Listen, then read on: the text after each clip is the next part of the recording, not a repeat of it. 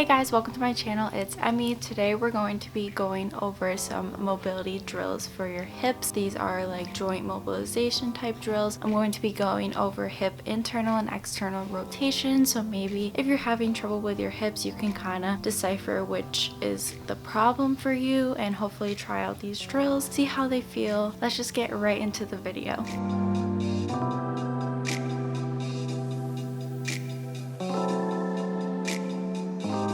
So before moving into any of the exercises, you should test out your hip external and internal rotation. Here I'm testing my external rotation by keeping my pelvis pinned to the ground on both sides and letting my leg fall open. Another way to test it is tying a resistance band around your foot, keeping your knee in the same spot and just rotating your hips. And as you can see, it is a lot harder for me to go into internal rotation than external. The last way to look at internal and external rotation are 90-90s. This is also a good exercise that you can do. So the front leg right now is going into external rotation and my back leg is going into internal rotation.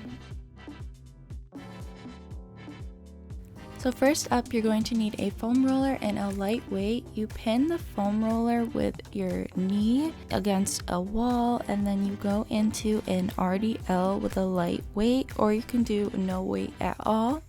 So this exercise is specifically targeted for internal rotation. So this exercise really works the glutes and adductors, which help internal rotation, and with that constant pressure of pushing that foam roller against something, it really works that internal rotation and helps mobilize it. If it is hard for you to keep that pressure and keep that foam roller up, that means you have a very limited internal rotation and you don't really have the ability to internally rotate that hip as well.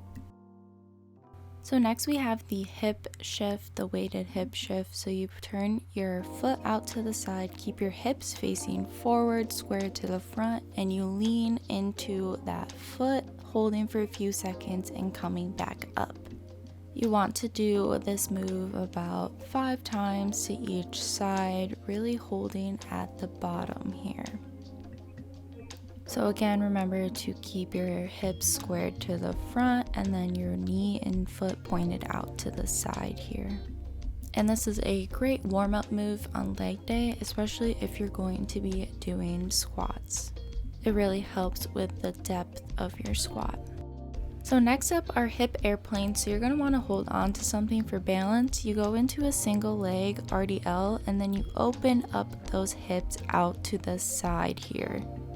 You're going to feel that stretch on the standing leg in the groin area, kind of like the front of your hip.